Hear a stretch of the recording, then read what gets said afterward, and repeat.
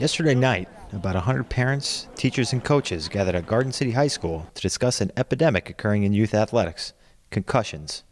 Adolescent concussion is just not a bump in the head. We all know that your brain of the adolescence is forming to not fully formed to the age of 25. According to a study by Brown University researchers, the rates of concussions in youth sports have nearly doubled for children 8 to 13 and more than tripled for children 14 to 19 years old. Professional Hockey Hall of Famer Pat LaFontaine was also on hand to explain the importance of the subject.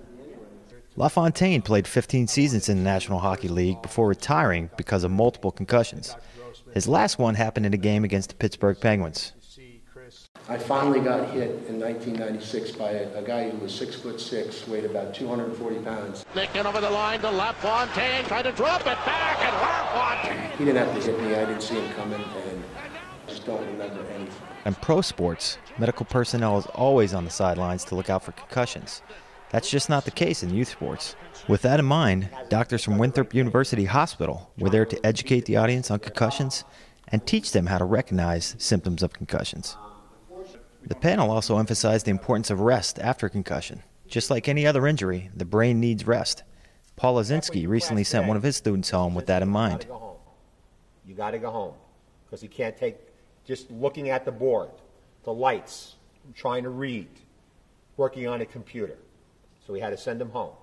Everyone seemed to agree that changing the culture would help the kids see that sitting out doesn't mean you're not tough. He got his bell rung. That's not something we want to hear anymore. So we have to change the culture as to what we say to kids. It was something you didn't talk about. You just didn't talk about the emotional issues, the depressive issues. We were supposed to be these macho athletes, but yet it doesn't discriminate. Every day, doctors are learning new things about concussions. And last month, the NFL teamed up with GE to try to figure out a device that could diagnose concussions on the sidelines. But until that day comes, kids are still going to have to rely on parents to take care of them. From Garden City, I'm John Sodaro.